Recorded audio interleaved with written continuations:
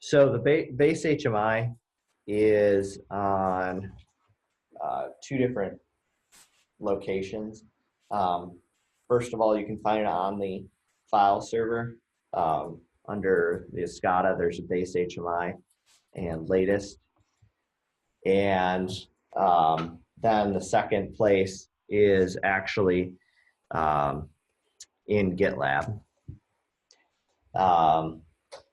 which I think we'll probably go with the GitLab method, just so you guys are, I know that you have an account and that you guys can at least kind of get started pulling down that latest and get kind of familiar with GitLab.